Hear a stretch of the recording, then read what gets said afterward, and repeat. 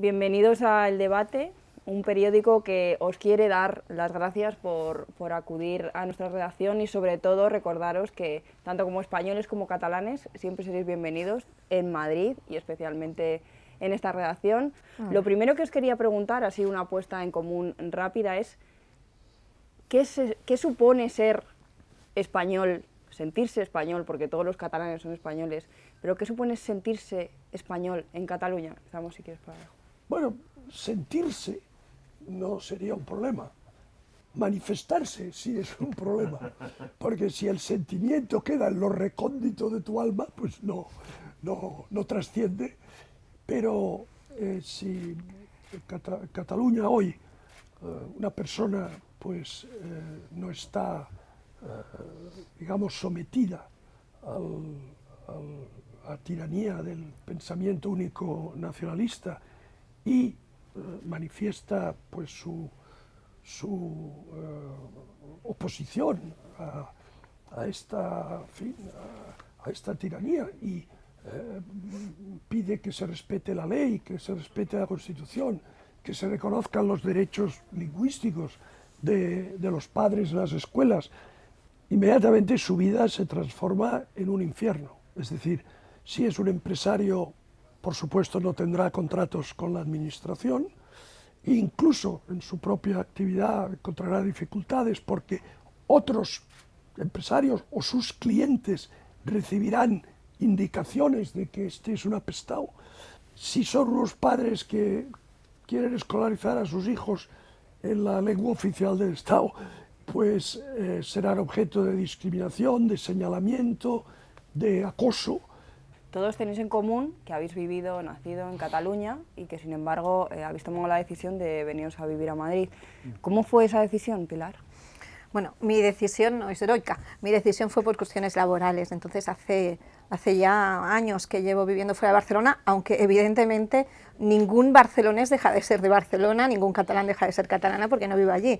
Mis padres seguían viviendo allí, mis hermanos, mis sobrinos, mis hijos son catalanes. Entonces la decisión no ha tenido nada que ver con el procés, pero sí que me alegro tanto de estar aquí, porque cuando veo a mi familia esas navidades cuando voy allí, y oye, no hables de esto con el tío, que sus hijos son separatistas, y si no, los niños no vienen, oye, ten cuidado, o sea, van con pies de plomo constantemente. Yo voy aquí por la calle, y ostras, esa libertad, a mí me envidia mi familia tanto de un lado como de otro, porque el procés ha hecho daño, el separatismo, el nacionalismo y el independentismo ha hecho daño tanto a los que se sienten españoles como a los que están engañados y luchan por ese país prometido que no existe ni va a existir nunca. Entonces ha hecho daño a los dos lados y yo aquí, la verdad, me siento libre, me siento feliz.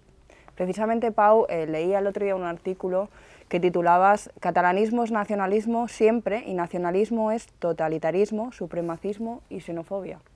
Bueno, efectivamente, cualquier movimiento nacionalista es de corte totalitario y se ha quedado demostrado en la historia de Europa, es decir, en la historia del mundo del siglo XX. Pero la verdad es que, al hilo de lo que decían tanto Alejo como Pilar, Cataluña tenemos un problema muy grave que se resume en lo que ha explicado Alejo, en lo que es la expulsión de la tribu. Es decir, el que se opone frontalmente al nacionalismo es expulsado de la tribu con todo lo que ello comporta, que lo ha explicado muy bien Alejo. Y además, en según qué trabajos, además también puede comportar hasta la muerte civil, ¿no? A nivel personal, ¿qué te ha supuesto salir de Cataluña? ¿Cómo te sentías viviendo en Cataluña y manifestando, por supuesto, además como expresidente de Sociedad Civil Catalana? Quiero decirte una visión desde el punto de vista de ciudadano normal, que es lo que soy. En el año 99, 98-99, disculpa, porque hace mucho tiempo, en un trabajo donde yo estaba, pues los compañeros de trabajo empezaron a recoger firmas a favor de la selección de fútbol catalana, y me lo pidieron a mí. Y dice, toma, firma. Y dije, no. Eso ya me estigmatizó, me puso realmente en el disparadero de que ya no era de los suyos. Es decir, la presión social, la muerte civil, la espiral de silencio no es únicamente a las personas que hemos tenido este grado de locura de expresarnos libremente a nivel mediático, sino es la presión constante en las empresas. Aparte de estar en la Generalitat, además están en ayuntamientos muy importantes, como por ejemplo, bueno, en Barcelona está Colau, que es más de Podemos, pero que al final siempre comparte un poco el ideario independentista. Le quería preguntar a Pau, porque Pau ha trabajado para el Ayuntamiento de Barcelona. ¿Cómo es trabajar en una empresa además pública? Bueno, yo estaba en aquel momento representando a un partido que estaba dentro de la Constitución, que era Ciudadanos. Evidentemente, me acuerdo, la entrada en el ayuntamiento, incluso los funcionarios te miraban con un recelo espantoso y pensaban que, bueno, o sea, es como si acabaran de aterrizar unos extraterrestres, ¿no? Y que van a hacernos estos, y que nos van a pedir, y que nos van a molestar. Y estaban preocupadísimos también, que yo personalmente en mi caso lo hice, no todo el mundo lo hizo, fue empezar a exigir todo en bilingüe en el ayuntamiento, y esto les horrorizaba, porque bueno, ya habéis visto o sea, qué idea tiene Colau de bilingüismo.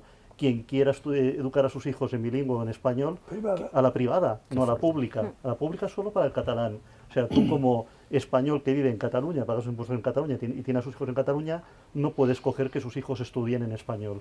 Porque siempre el procés y la imposición del catalán es lo que ha estado al frente de, no las políticas sociales, no el dar un servicio a los ciudadanos, no el crear una cultura libre que ayude a la gente a disfrutar de la vida y a pensar por sí mismos. No, no. Todo está dirigido, como decía Alejo, ¿no?, a esta presión para que pienses como ellos quieren que pienses y que lo hagas en catalán. Hay un tema que habéis sacado en varias ocasiones, ahora mismo te doy la palabra, Alejo, y es precisamente los niños, ¿no? Al final son los más vulnerables, son los que más perjudicados se ven por esto y se tienen que enfrentar no solamente a la imposición del catalán en las escuelas, sino a otro tipo de adoctrinamiento. Me gustaría que me dieseis vuestra opinión. Yo he tenido hijos que los he escolarizado allí. Tengo un chaval y gemelas. Y entonces, bueno, las gemelas empezaron con 2 añitos el cole y una de ellas era más dependiente de la otra. Entonces empezó a involucionar, no quería hablar, pero ¿qué le pasa a Claudia? O sea, he dicho el nombre, Claudia, lo siento, perdona. Y entonces, bueno, pues te preocupa como madre, ¿qué cambio ha habido en su vida? Evidentemente el único cambio era que había empezado el colegio. Entonces lo hablo con el pediatra, por cierto, un primo tuyo, era el pediatra, y entonces me dice, mira, habla con la tutora, con la profesora, y dile que intente que la niña sufra el menos cambio posible respecto a lo que ella vive en casa. Entonces, el cambio más evidente era el idioma. La lengua materna mía es el castellano, yo le hablo a mis hijos en castellano. Podría hablarle en inglés o en francés, también en catalán, pero les hablo en castellano. Y entonces en el colegio solo se hablaba catalán, como él dice, hasta jugar en catalán. Y entonces le comenté a la tutora, mira, si pudieras que esta transición fuera menos traumática y te pudieras dirigir a ella en castellano.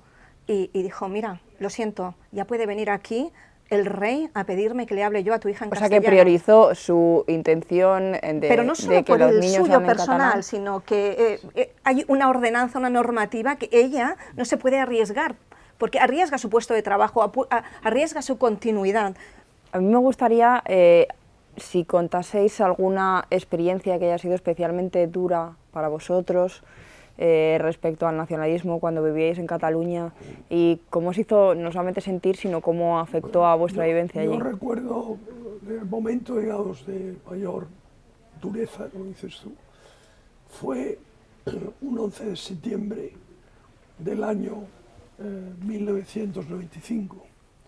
Yo era presidente del PP de Cataluña en esa época y todavía en esa época, hace de esto 26 años, éramos tan ingenuos que participábamos en la ceremonia de la oferta floral al monumento a Rafael de Casanova. Todavía, fíjate tú, si éramos todavía ingenuos. Y los distintos partidos, entidades, pues ponían una ofrenda de flores ante el monumento a Casanova, ¿no? Entonces, bueno, el Partido Popular pues, opositó y había una turba de juventudes de Esquerra y de Maulets y de toda esta chusma que estaban detrás de un cordón de Mossos de Escuadra pero habían puesto el cordón de tal forma que los tenías a 3 metros. Entonces empezaron a tirar cosas, pues huevos, lo que fuera. Pero cuidado, en un cierto momento empezaron a tirar tornillos con tirachinas de reglamento. Madre mía. Que eso es algo que han repetido además en Bueno. los... Entonces Las inmediatamente manifestaciones. vinieron 6 mozos y se pusieron 3 y 3 a mi lado con el escudo así.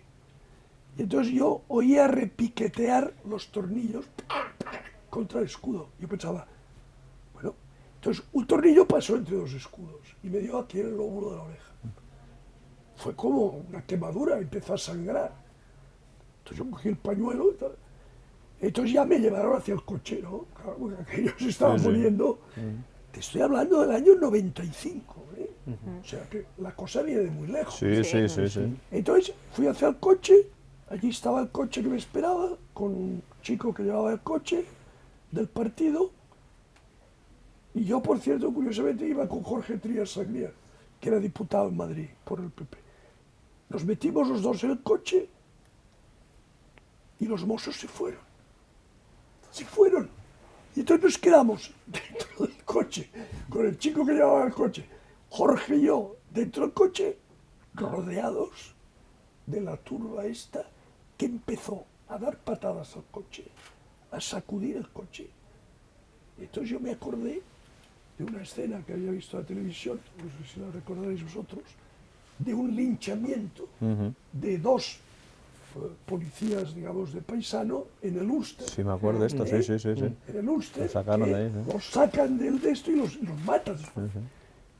Entonces yo tenía la boca como un estropajo, lo confieso, o sea, se me secó la boca, me acuerdo que era como un estropajo.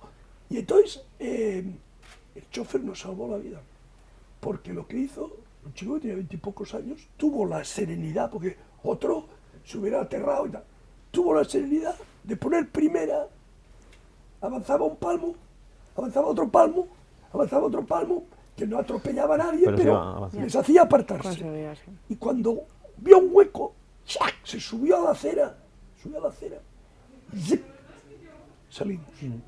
Bueno, yo te confieso que este día pensé que no salía de allí. Y te estoy hablando del año 95.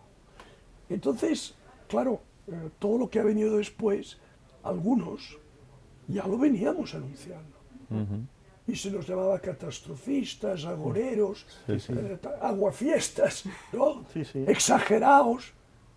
Bueno, pues no será porque no lo avisásemos que esto vendría. Y acabó en el famoso golpe de Puigdemont. Era Y el luego golpe vuestra vida aquí en Madrid, ¿cómo ha cambiado, Pau? Bueno, pues aquí en Madrid puedes trabajar en libertad. Yo me dedico al mundo de la cultura y, bueno, como dice Boadella, ya el 99% de la profesión está aquí porque en Cataluña no hay libertad. Y es cierto, no la hay. Y encima los que nos oponemos no tenemos derecho a trabajar. O incluso, como me pasó a mí, la última cosa que hice allí, en el año 17, los actores me dejaron de hablar después del 1 de octubre. Todo porque les dije que en el grupo en el grupo de WhatsApp, no pusieran fotos ni dijeran nada, porque el grupo no era para eso. Entonces, claro, miraron mi Twitter y me enviaron un mensaje: claro, hemos visto tu Twitter, nos hemos sentido ofendidos, porque claro, yo estaba defendiendo a los cuerpos y fuerzas de seguridad del Estado, estaba defendiendo la actuación también del Estado, y estaba en contra de esa butifarrendum ilegal que estaban haciendo. Me retiraron la palabra. Yo era el director de la obra y los actores, una parte importante de ellos, me retiraron la palabra. Esto es Cataluña, o sea, que nadie se lleve a engaños. Pues muchas gracias por venir a la redacción del debate. Como os he dicho al comienzo, sois siempre bienvenidos, como gracias. españoles y como catalanes. Muchas gracias a los 4 por haber acudido. Sabes que no hay nadie más español que un catalán. Por Ahí está. supuesto que sí. Gracias. Gracias. a vosotros. Gracias. Gracias. Fantástico.